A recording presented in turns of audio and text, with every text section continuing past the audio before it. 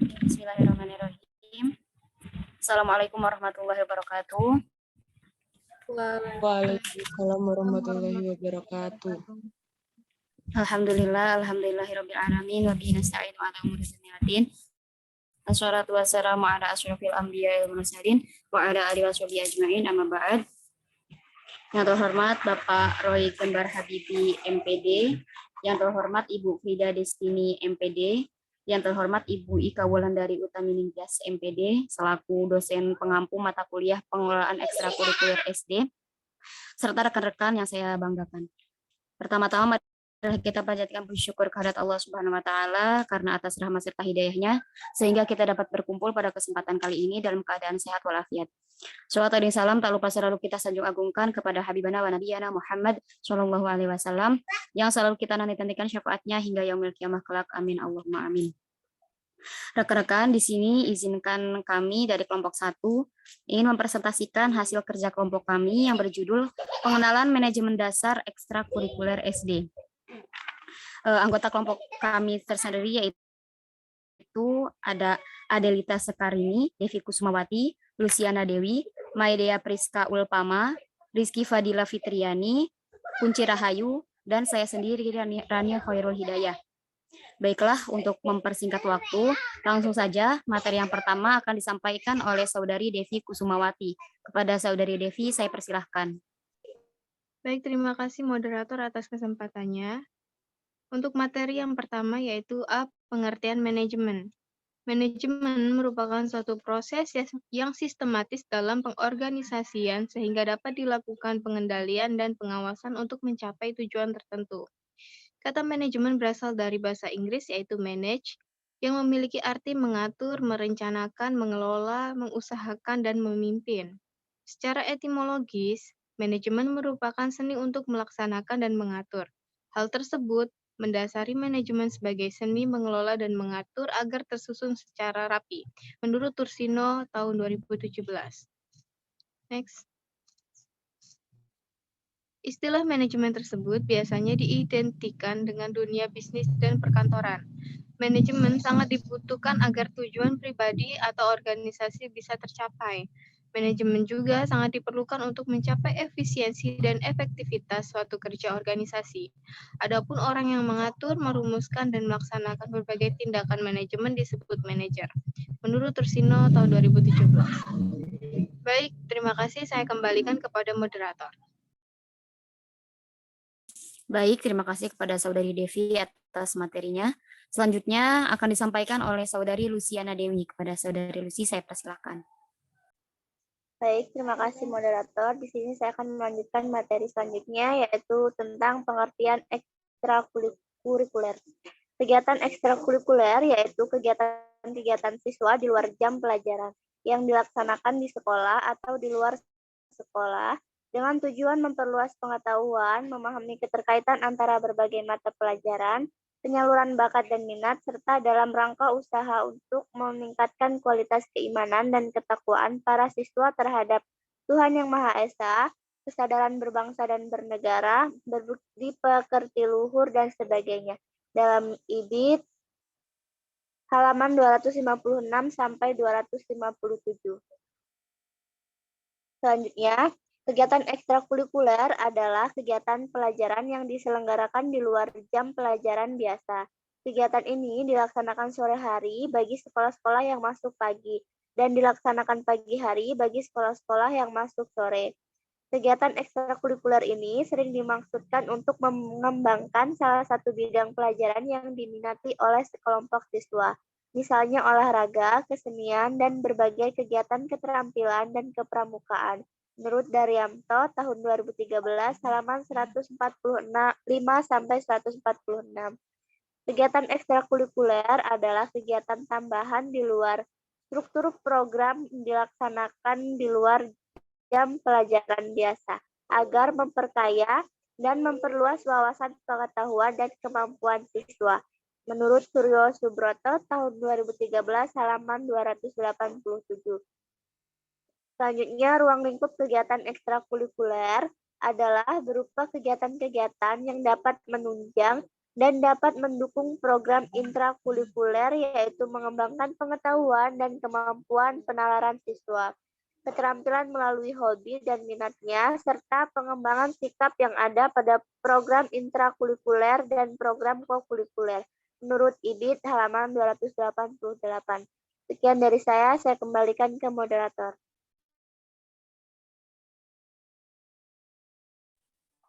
Baik, terima kasih kepada Saudari Luciana Dewi atas materi yang disampaikan.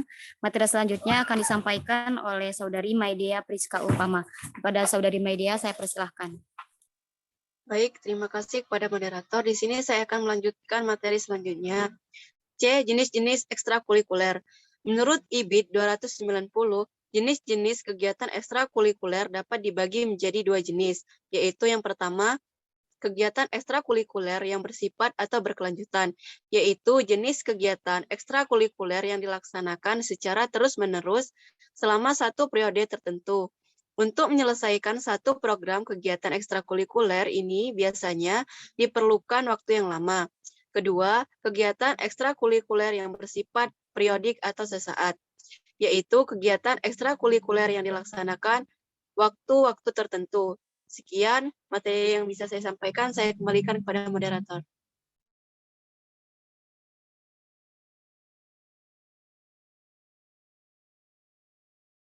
Baik, terima kasih kepada Saudari Maidea Priska Upama atas materi yang disampaikan. Materi selanjutnya akan disampaikan oleh Saudari Adelita Sekarini. Kepada Saudari Adel.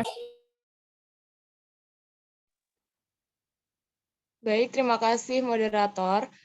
Materi selanjutnya yaitu tentang manajemen ekstrakurikuler.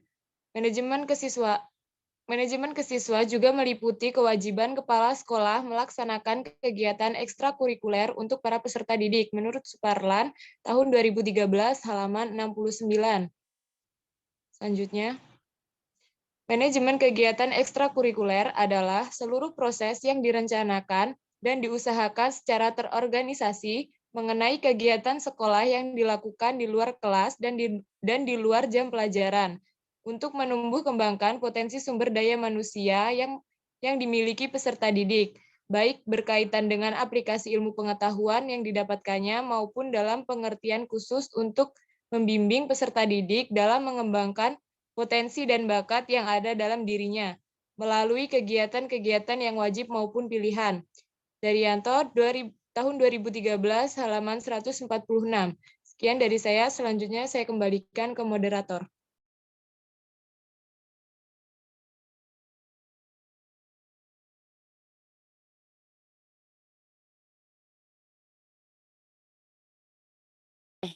Baik, terima kasih kepada Saudari Adel atas materi yang disampaikan. Materi selanjutnya akan disampaikan oleh Saudari Kunci Rahayu. Kepada Saudari Kunci, saya persilahkan. Baik, selanjutnya, sebagai kegiatan pembelajaran pengajaran di luar kelas, ekstrakurikuler ini mempunyai fungsi dan tujuan, yaitu untuk meningkatkan kemampuan peserta didik sebagai anggota masyarakat dalam mengadakan hubungan timbal balik dengan lingkungan sosial, budaya, dan alam semesta. Kemudian yang kedua, menyalurkan dan mengembangkan potensi dan bakat peserta didik agar dapat menjadi manusia yang berkreativitas tinggi dan penuh dengan karya. Kemudian yang ketiga, melatih sikap disiplin, kejujuran, kepercayaan, dan tanggung jawab dalam menjalankan tugas. Yang keempat, mengembangkan etika dan akhlak yang mengintegrasikan hubungan dengan Tuhan, Rasul, manusia, dan alam semesta, bahkan diri sendiri. Kemudian yang kelima, mengembangkan sensitivitas peserta didik dalam melihat persoalan-persoalan sosial keagamaan sehingga menjadi insan yang proaktif terhadap permasalahan sosial keagamaan.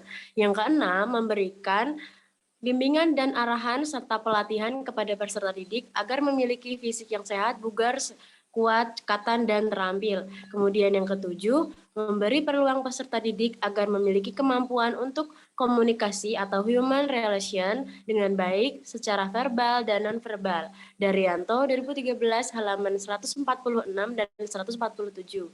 Baik, saya kembalikan kepada moderator.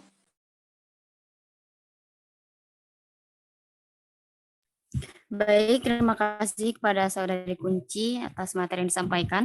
Selanjutnya yaitu tugas-tugas seorang pembina kegiatan ekstrakurikuler oleh Made Pidate dalam IBIT 300 halaman 33 dalam bukunya Supervisi Pendidikan bisa dijadikan indikator pengembangan ekstrakurikuler sebagai berikut. Yang pertama, tugas mengajar, yaitu merencanakan aktivitas, membimbing aktivitas, dan mengevaluasinya. Yang kedua, ketatausahaan, yaitu mengadakan presensi, menerima dan mengatur keuangan, mengumpulkan nilai, dan memberikan tanda penghargaan. Yang ketiga,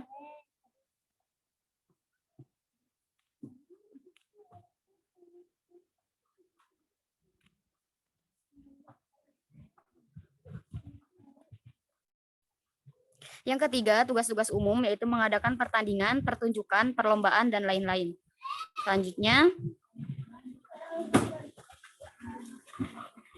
tugas-tugas utama tersebut, selain tugas-tugas utama tersebut, pembina juga mempunyai tugas tambahan, yaitu mengadakan pra-survei. Maksudnya ialah apabila suatu kegiatan akan dilakukan di luar lingkungan sekolah, pembina terlebih dahulu mengadakan pengamatan ke tempat tersebut untuk mengetahui tepat atau tidaknya lokasi tersebut dikunjungi dan dapat merencanakan segi keamanannya bagi siswa. Mengadakan presentasi untuk setiap kali latihan, menerima uang khusus, misalnya uang tabungan, iuran, pembelian buku, dan sebagainya, memberikan penilaian terhadap presentasi siswa setiap semester yang kemudian dimasukkan dalam nilai rapor. Dan yang terakhir, tugas umum yaitu mengantar ke tujuan apabila aktivitas dilakukan di luar lingkungan sekolah, seperti pertandingan-pertandingan, pertunjukan-pertunjukan, dan perjalanan. B. Suryo Subroto, 2013, halaman 204 sampai 305. Baik, materi selanjutnya akan disampaikan oleh Saudari Rizky Fadila Fitriani dari. Baik, terima kasih moderator. Di sini saya akan membacakan materi yang selanjutnya, yaitu faktor-faktor manajemen ekstrakurikuler. Faktor-faktor yang mempengaruhi guru dalam membina kegiatan ekstrakurikuler yaitu ada 3. Yang pertama, tersedianya sarana, yang kedua, tersedianya dana, dan yang ketiga, yaitu penjadwalan yang tepat. Selanjutnya,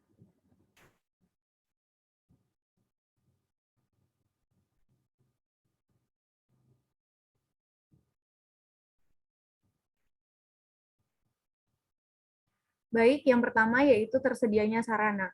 Menurut Depdikbud, dikutip Suryo Subroto, sarana pendidikan adalah segala sarana fisik yang mendukung kegiatan pendidikan. Sarana pendidikan terbagi pada alat pelajaran, alat peraga, dan media pembelajaran. Prasarana pendidikan seperti bangunan sekolah dan alat perabotan sekolah. Menurut Suryo Subroto pada tahun 2013, halaman 305. Selanjutnya, kepala sekolah sebagai pemimpin kemajuan sekolah bertanggung jawab dalam mengusahakan instrumen pendidikan yang dibutuhkan sekolah. Salah satu bentuk dari instrumen pendidikan yaitu sarana dan prasarana. Sarana dan prasarana merupakan salah satu faktor yang vital dalam penyelenggaraan manajemen kompetensi guru. Karena itu, apabila sarana dan prasarana kurang mendukung, maka pelayanan bagi terselenggaranya pengelolaan kegiatan ekstrakurikuler di sekolah tidak dapat berjalan dengan baik. Selanjutnya, yang kedua yaitu tersedianya dana. Pembiayaan pendidikan adalah kemampuan internal sistem pendidikan untuk mengelola dana-dana pendidikan secara efisien. Pembiayaan pendidikan tidak hanya menyangkut analisa sumber saja, tetapi juga menggunakan dana-dana secara efisien. Makin efisien sistem pendidikan itu, makin kurang pula dana yang diperlukan untuk mencapai tujuan-tujuannya, dan karena itu lebih banyak yang dicapai dengan anggaran yang tersedia. Menurut Dedi Supriyadi pada tahun 2004, halaman 4. Pembiayaan sangat menentukan kelangsungan suatu lembaga pendidikan. Pengalokasian dana bagi implementasi manajemen kompetensi guru ini harus dibuat sedemikian rupa sehingga dana yang tersedia dapat dimanfaatkan secara efektif dan efisien. Dan alokasi dana juga harus disusun berdasarkan realita dan skala prioritas. Karena jika dana sudah turun, akan tidak kesulitan untuk menggunakannya karena adanya perencanaan sebelumnya. Kemudian yang terakhir yaitu 3, penjadwalan yang tepat. Penjadwalan merupakan salah satu kegiatan administrasi di sekolah. Jadwal ini dimaksudkan untuk mengatur program belajar, praktik, program lapangan, dapat terselenggaranya secara tertib sesuai dengan ketentuan yang berlaku dengan memanfaatkan seluruh sumber daya yang tersedia dengan segala keterbatasannya. Kegiatan ekstrakurikuler dilaksanakan pada waktu di mana para siswa mendapatkan waktu terluang. Pada sore hari bagi siswa yang belajar di pagi hari, dan pagi hari bagi sekolah yang masuk pada sore hari ataupun pada waktu-waktu liburan. dikutip dari Suryo Subroto pada tahun 2013 halaman 307. Faktor ini mempengaruhi kegiatan yang ada pada penyelenggaraan ekstrakurikuler. Berdasarkan hal tersebut, maka penjadwalan merupakan salah satu kegiatan administrasi di sekolah. Jadwal ini dimaksudkan untuk mengatur program belajar, praktek, program lapangan dapat terselenggara secara tertib sesuai dengan ketentuan yang berlaku dengan memanfaatkan seluruh sumber daya yang tersedia dengan segala keterbatasannya. Sekian materi yang dapat saya sampaikan, saya kembalikan ke moderator. Baik, terima kasih kepada Saudari Rizky Fadila Fitriani atas materi yang telah Nah, Bapak Ibu dan rekan-rekan sekalian, itulah tadi materi dari kelompok kami. Kami mohon maaf bila ada kesalahan, kepada Allah kami mohon ampun.